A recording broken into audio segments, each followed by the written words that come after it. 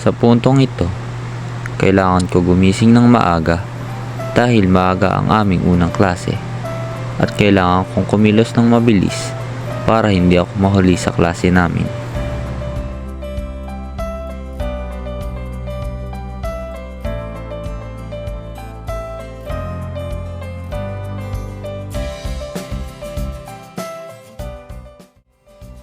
Ako, si Mark Raven Quijano, ay isang mag-aaral ng BSU Hagonoy.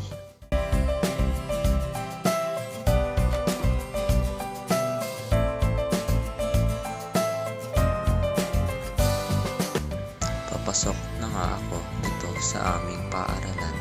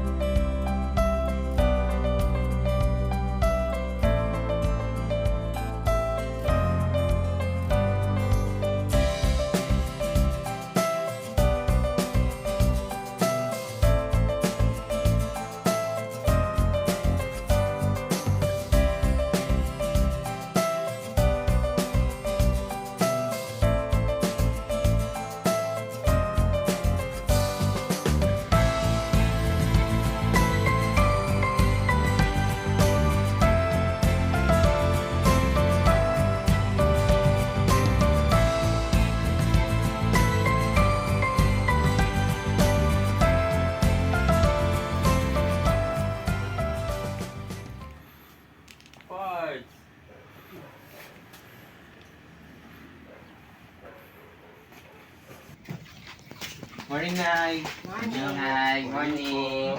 Babait. Siyempre. Sa likod.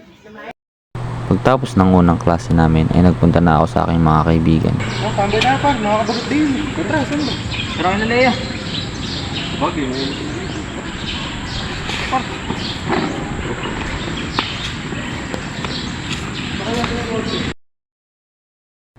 At nagpunta na nga kami sa aming pagtatambayan para pag-usapan ang mangyayari pagka-graduate namin.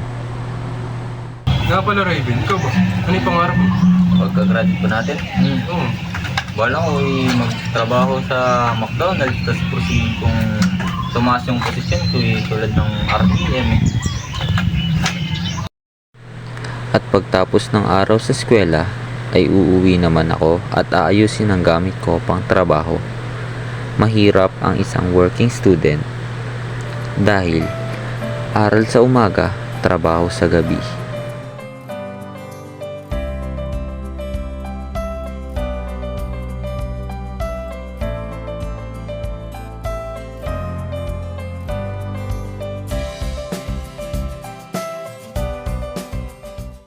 Bago tayo magsimula magtrabaho, kailangan naka-complete uniform muna.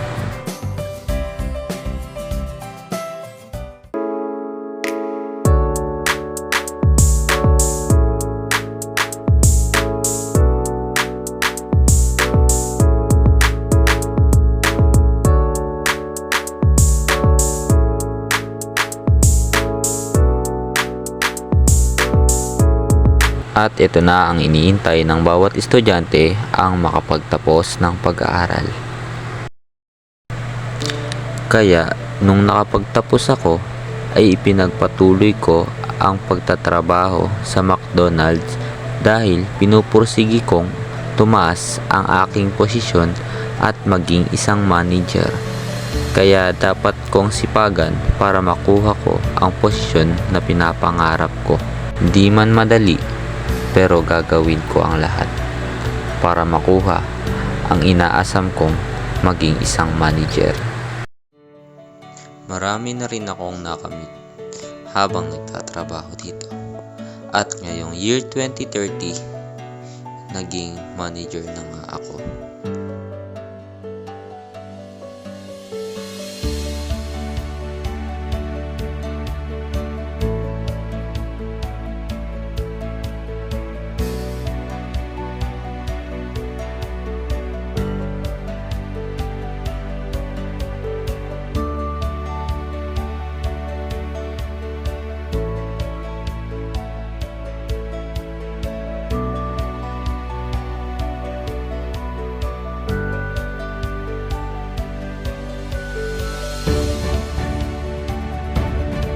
At sa taong year 2030, napagdesisyonan kong bumili ng lupa at magpatayo ng sarili kong restaurant.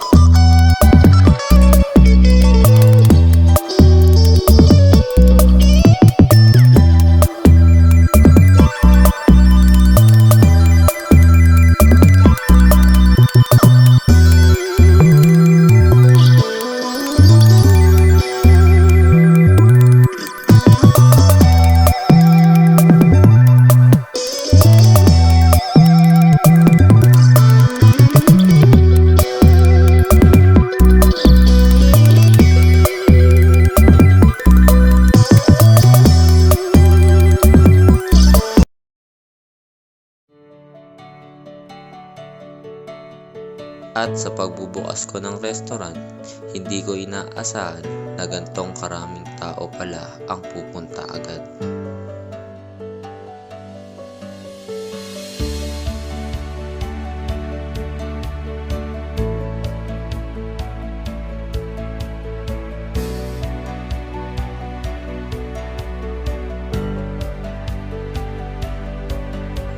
At nung naging stable na ako, sa taong 2035 ay napagdesisyonan ko na bumili ulit ng lupa para sa ipapatayo kong bahay.